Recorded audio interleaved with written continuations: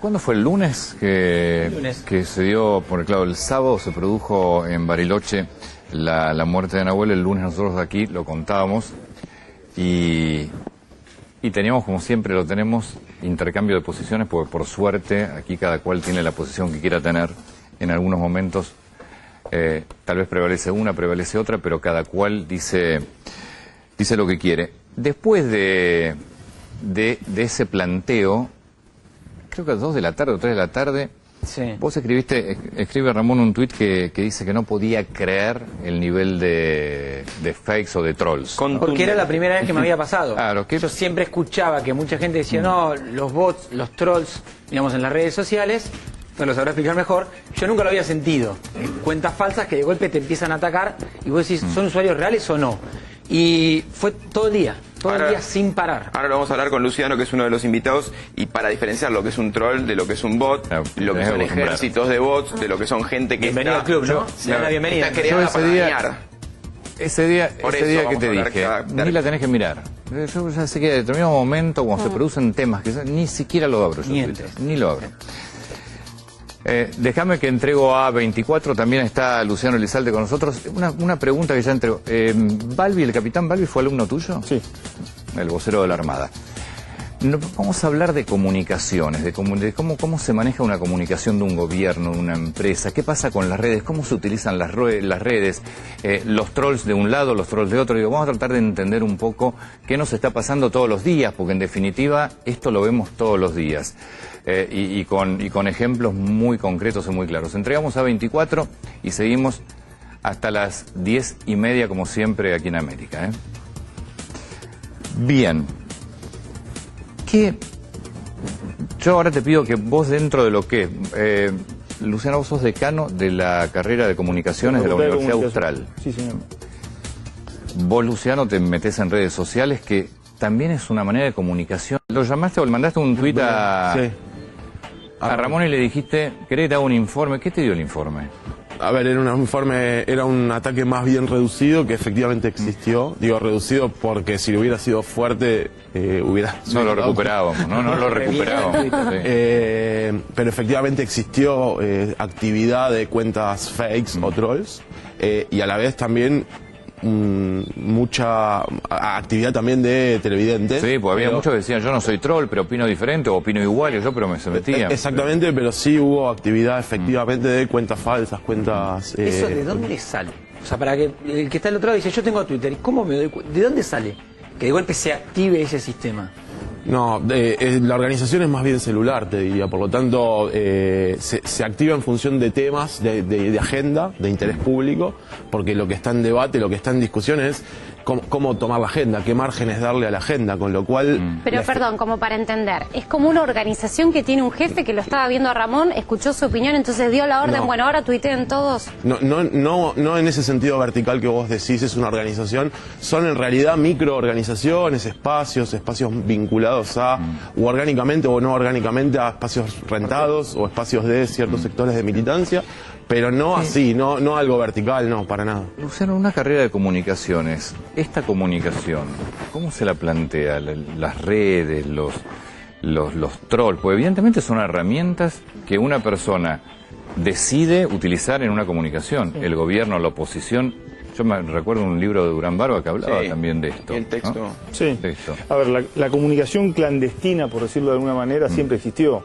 Hoy lo que nos estamos planteando es cómo la comunicación clandestina se canaliza por medios que son nuevos y que de alguna manera permiten esconder la identidad de quiénes son los comunicadores, ¿no? Es decir, lo que está diciendo Luciano es espacios que pueden ser organizados por consultoras, por gobiernos, por organizaciones sociales, por grupos que lo que quieren es dar la sensación de que el público está en contra de alguien o que está a favor de alguien. Cuando en realidad no es el público el que está expresándose, sino que es...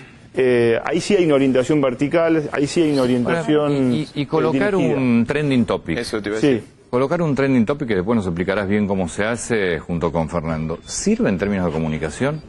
Digo... Me parece que todo esto, bueno, es bastante relativo. Lo que no podemos hablar... En comunicación los problemas no son técnicos. Es decir, los problemas no son... no se definen como lo define un ingeniero, en donde uno puede identificar las causas y los efectos de manera clara, donde uno puede distinguir o tener una receta para manejar todo este tipo de cosas. Es bastante más difusa la cantidad de factores que... Entonces, en determinado momento tener un trending topic sirve, en otro contexto no. Depende del funcionamiento de los medios analógicos, depende de cómo funciona el resto de las redes. Muchas veces cambia todo cuando un trending topic o algo deja de pertenecer a las redes y pasa a los medios de comunicación masivos. Claro. Y según cómo lo agarran los medios y de qué manera lo agarran, la repercusión que puede llegar a tener. Este es un gobierno, Luciano, que me parece que a los medios tradicionales decidió darle casi la espalda, ¿no? Y cree que la única comunicación es las redes, Internet. Pero ¿es buena o mala decisión desde la comunicación? A ver, desde el punto de vista institucional tal vez no es tan buena, desde el punto de vista de la eficacia podría ser tal vez buena, ¿no? Es decir, este gobierno ha tomado esta decisión porque desde la campaña, desde que son gobierno en la ciudad y desde la campaña nacional, se dieron cuenta que hay una actividad comunicacional en las redes que es muy importante, que por momentos pasa por el costado a los medios tradicionales. Y han decidido que la comunicación digital es el modo más eficaz para llegar. Ahora, tenemos que pensar en los valores institucionales, y acá viene un problema directamente vinculado al periodismo. Es decir, tenemos que entender qué función cumple la prensa. Nosotros en la universidad tenemos mucho contacto con empresarios o con políticos que le tratamos de hacer entender cómo comunicar. Y hay un problema grave que me parece que tiene que hacerse cargo la prensa, es no se entiende la función que tiene la prensa en este momento. Muy bueno, me encantó. Me encantó. Me encantó. No se entiende, hay mucha desconfianza. Hay gente que no entiende lo que significa ¿Cómo filtrás de la noticia falsa que te llega con cuentas falsas? Automáticamente se viralizan fotos de, pero además una persona que manda la bandera argentina y dicen, este es Jonas Guarda. La foto de los mapuches, supuestos mapuches con armas. Era de 2011. ¿Cómo se aplica el filtro?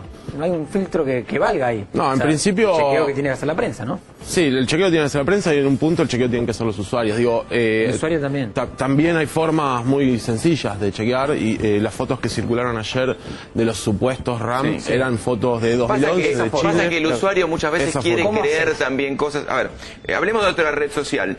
Pero, por ejemplo, la red social Facebook, muchas veces en la red social Facebook la gente comparte historias que tal vez si se pone a chequear un poquito se dan cuenta que se caen, pero que hacen a su discurso. O sea, ve una noticia, ¿viste? Yo sabía que estos eran corruptos. Compartir. Bueno, eso tiene que ver centralmente con cómo consumimos información. Claro. Hay un pedazo muy emocional de cómo consumimos información que tiene que ver con reafirmar lo que pensamos más que ponerlo en crisis. Pero hay algunas páginas, viste, que lo que dice Fer te generan noticias totalmente falsas. Fake news. Fue un tema de la campaña de los Estados Unidos. ¿Eso también pertenece a un grupo, grupo organizado para generar eso? Porque la gente comparte y no te fijas de dónde viene, y cuando te fijas en la dirección realmente te das cuenta que es falso. Sí, en principio hay alguien que dedica tiempo a hacer eso y trabaja para eso, con lo cual efectivamente está organizado y está organizado. Que alguien lo financia, claro. O se financia solo vía clics de usuarios. Porque esas cosas generan tráfico. Exactamente. El interés sobre una supuesta denuncia sobre un expresidente, ¿cómo no te va a generar tráfico? Mirá lo que es en la imagen, el tarifazo no, el fracaso de Macri, ¿no? Y ahí vos te dabas cuenta que con ese hashtag eran cuentas falsas. O sea, creadas para hacer una campaña. Sí. Y con la misma historia, todos tenían el mismo vuelo. A todos les había llegado 4.500 pesos de gas y todos tenían el mismo vuelo. Yo te diría que eso es de lo más amateur que se puede hacer y de lo más... Obvio, eso lo hace alguien sentado en una computadora. Es lo más obvio. Eso es demasiado obvio, muy amateur. Hay tiempo para crear cuentas. ¿Y alguna operación fuerte que vos viste, que recuerdes que digas, bueno, acá se operó de una manera... Mirá, en el caso Maldonado hubo varias de esas. Me acuerdo una muy fuerte en relación a preguntarle a Sergio dónde estaba el hermano cuando entregó una mochila al juez. Esa fue bastante cruel también. Fue un viernes a la noche, creo que quedó dando vueltas esta semana. Sergio, ¿dónde está tu hermano? Esa fue bastante cruel. La verdad que lo que pasa es que están todo el tiempo probando y hay veces que algunas prenden y otras no. Luciano, quiero volver a la pregunta que vos hacías hace un rato. El papel de los medios.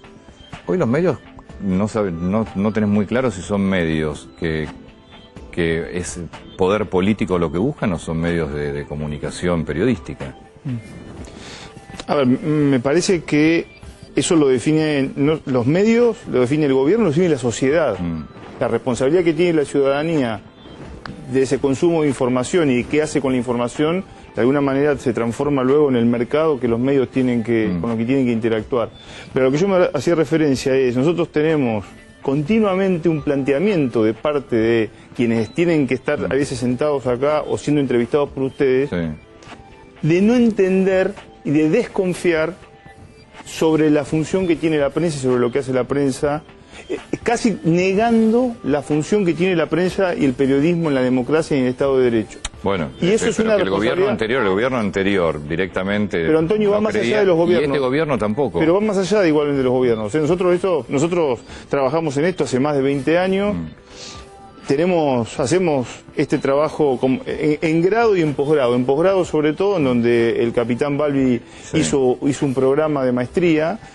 Tenemos mucho contacto con gente que tiene mucha experiencia profesional. No son alumnos de 18 años que van a hacer sus primeros años.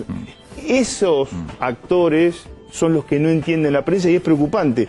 Es responsabilidad de la universidad y es responsabilidad de la prensa hacerse entender y hacer entender para qué sirve el periodismo. Contame de este gobierno, ¿quién entiende más el tema comunicación? ¿Entiende María Eugenia Vidal, lo entiende Marcos Peña, el propio Macri? ¿Es Durán Barba realmente un genio de la la estrategia de comunicación? Me parece que hay en primer lugar hay una articulación, creo, positiva y que evidentemente se da una buena relación entre Durán Barba y el presidente Macri y sus asesores más cercanos. No, bueno, es que si no te llevas bien con Durán Barba no tenés llegada a Macri. Bueno, pero además llevarse bien es una condición muy importante para que alguien pueda asesorarlo en algo tan delicado como la comunicación. La comunicación es una cuestión personal. Y Carrió, por ejemplo. Sí. La frase que, entre otras, ¿no? Pero tuvo una frase muy desafortunada para mí sobre lo de Walt Disney y de Santiago Maldonado, y este último sábado, cuando hizo referencia... ¿Qué es eso? ¿Eso es un error gravísimo de comunicación? Me parece que, desde el punto de vista... Si vos tuvieras que sentarte con Carrió, ¿qué le decís? Bueno, Carrió tiene un estilo particularísimo, individual de comunicación que todos se lo aceptamos. Y que se la encuadra, se la coloca en un lugar especial, ¿no? Colocarse como la vocera delante de la sociedad es algo que o se acepta o se deja por completo. Desde el punto de vista institucional no estamos acostumbrados a tener voceros institucionales. La Armada tiene un vocero institucional único. También cometió errores la Armada porque no era un vocero único relativo. Había otro vocero en Mar del Plata. Sí, porque una vez estuvo, después ya lo sacaron. Había un poco más. Fueron un poco más de días. No fue un día solo, fueron un poco más de días. Luego se unificó, pero además el jefe de la base también hablaba con los familiares. Y no solamente contenía, sino que daba información. Ahí hay un problema. Pero a lo que yo iba es, tenemos que tener voceros institucionales, tenemos que acostumbrarnos a tener voceros institucionales que sean la cara y la voz de la institución y que no hablen por ellos, sino que hablen por la institución. Sí, pasa que con redes sociales por ahí, ¿Cómo haces? Yo pensaba, a propósito del fake news, ¿no? Si yo desde el poder te empiezo a mezclar la noticia falsa con la noticia real y queda todo en una nebulosa, en un puré donde no sabes qué es real y qué no, y empezás a cuestionar todo y no crees en absolutamente nada. A partir de que vos no creas en nada, yo puedo avanzar con todos tus derechos, porque si yo te digo, esto es blanco, y digo, no, la ley dice que es negro, no, eso es mentira. Digamos, entra en un discurso donde no hay nada que es verdad ya, directamente. Yo creo que eso tenemos que evolucionar, primero. En segundo lugar, la sociedad, las instituciones de una sociedad y de una civilización hacen elecciones. Tenemos que elegir entre libertad y verdad. Muchas veces entran en conflicto la libertad y la verdad. Y tenemos que decir, bueno, tenemos que libertad, la verdad se pone en peligro hasta que conseguimos la verdad y volvemos. No podemos bajar la libertad por querer la verdad. Me parece que esas son dos cosas, dos valores en juego, ¿no? Continuamente. Tengo una cosa cortita sumando a lo que decía Ramón. La preocupación que hay por las noticias falsas en el mundo, y de hecho de la red social Facebook, hace que hayan elegido a distintos sitios en el mundo que sean los encargados de chequear la información y de garantizarte que lo que están publicando sea real. Se han preocupado mucho porque creen que influenció en la no es un problema argentino. Es un problema mundial. global. Pero vos, usuario, ¿cómo hace para Es saber muy si es pasivo un... el usuario. Acá en Argentina eligen al Está chequeado, por asegurado que ejemplo. le venga. En principio, utilizando algunas estrategias muy simples de chequeo, que es googlear esa información, a ver si efectivamente está en varios sitios. No, pero, o no. pero más allá de la información, después de los usuarios, ¿cómo sé si son verdaderos o no? ¿Qué tienes que ir a ver si cuándo se Seguidores. creó, cuántos Sí, seguidores tiene? esto, de nuevo, algunas estrategias de chequeo simples, ver su biografía, ver qué dice, ver si tuitea siempre de lo mismo. No, en líneas generales los trolls, los bots, solo hablan de un tema y hablan todo el tiempo de eso muy regularmente. Son cuentas que tienen una cantidad de tweets muy altas, ver la cantidad de seguidores que tienen y la cantidad de gente que siguen. Exactamente, hay una serie de herramientas básicas y en principio ver si efectivamente te parece creíble o no. La intuición en un punto muchas veces funciona. Entrar a esa cuenta y ver que habla solamente. Yo agregaría una cosa, ¿no? Que es, ahí viene el rol del periodismo. El periodismo tiene que servir de fiador de los hechos. Yo, si no puedo entender hasta dónde esa información es verdad, puedo tener periodistas a los que confío, porque les sigue una trayectoria. Ahí viene la función de la prensa. La prensa no puede no puede quedar de lado en este nuevo sistema de comunicación. Una última pregunta muy breve. ¿Cómo está comunicando la Armada? La Armada está comunicando, creo que bien desde el punto de vista de que ha definido el vocero creo que tiene un vínculo personal con el periodismo bastante bueno, teniendo en cuenta que es un militar de formación. Es muy difícil para un militar comunicar en la democracia, entendiendo lo que se entiende por militar en esta sociedad, por la imagen que tiene un militar en esta sociedad. El capitán Enrique Balbi ha podido desarrollar una relación, me parece, positiva con el periodismo. Como decía antes, me parece que la Armada se equivocó en darle funciones de comunicación a otro vocero en Mar del Plata y al jefe de la base naval con los familiares, y luego tuvo una ventaja que son los respaldos, son otros voceros retirados, oficiales retirados, personas expertas en temas vinculados con el mar, que han salido, se han expresado a favor de lo que está haciendo la Armada. ¿Por qué? Porque hay protocolos de seguridad y protocolos militares que los civiles no entendemos y que tenemos que tener en cuenta, porque lo que está en juego son también cuestiones de geopolítica y cuestiones de seguridad nacional, ¿no? Luciano, muchas gracias. Luciano, muchas gracias. Un gusto, gracias. Muchas gracias.